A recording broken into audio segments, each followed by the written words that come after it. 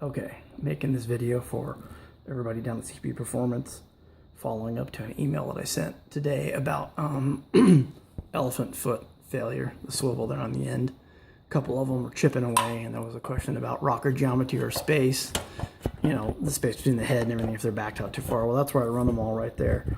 And so you can see, I'm hoping I'll get it to focus, that there's plenty of room. I run them, if you look, there's only, come on, focus. I don't have a tripod or a big professional camera. I'm just doing this with my phone. And upload it to YouTube. Yeah, there you go. You can see there's one or two threads on each one. Pretty common, you know, about where it's supposed to be. And then they got tons of room there at the back.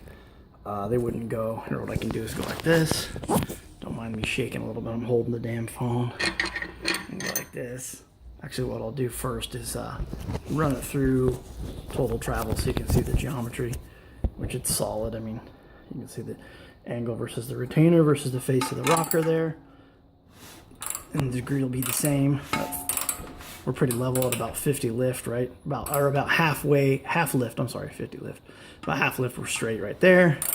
And the rest of the way, there's the rest of the angle. The foot doesn't really have a dramatic angle on it when the geometry's set right.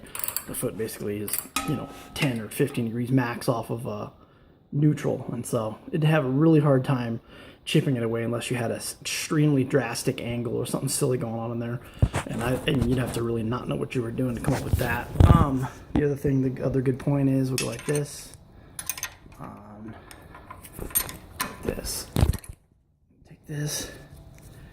Actually, I can leave that. Like this.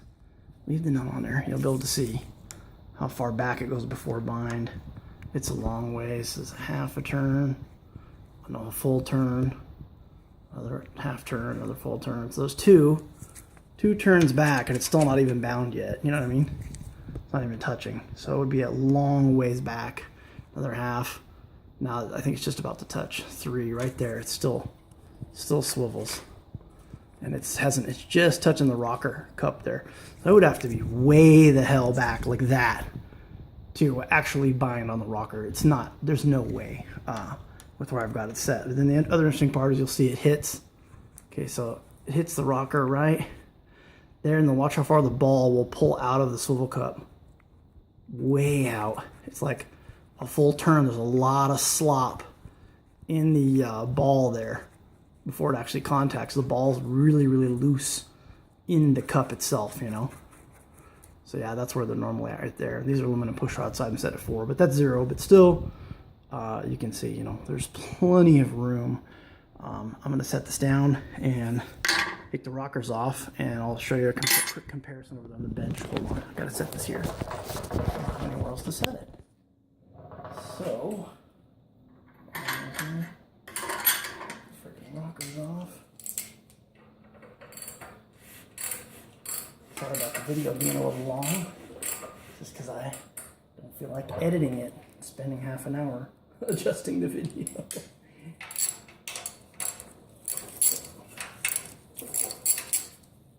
Alright.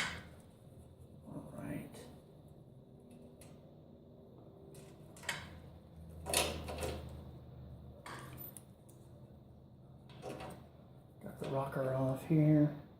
I'm going to go like this. Take it over to the bench. Shoes there.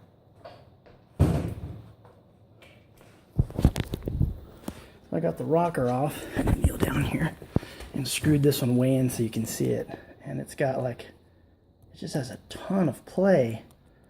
I don't know what that's all about, but that's how the other set is too.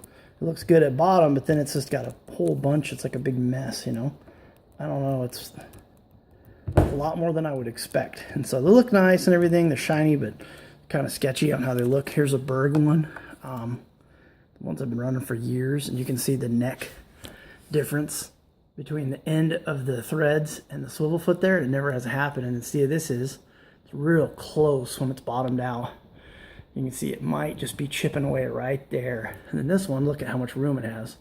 You know what I mean? So that's where I think the problem is coming from in terms of just looking at what's been around forever versus this new version. So I'm hoping this helps you guys out. You can see what's going on with this, and you can see now how far out the rest of them are. This is where I set them all. Let me see if I can get it to zoom.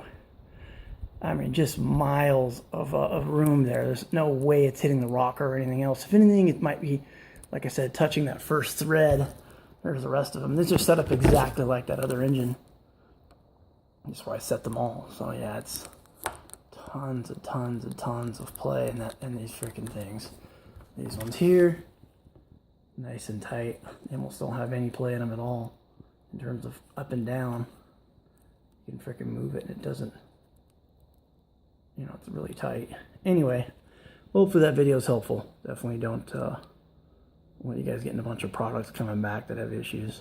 All right, I'll send this off to you. I'm gonna make another one tomorrow when I go to the shop and remove the rockers off of that engine and put these feet in it. And I'll just send you pictures or a video of the chipped ones so you can see them. Like I said, this group here hasn't been run yet. This is all brand new stuff.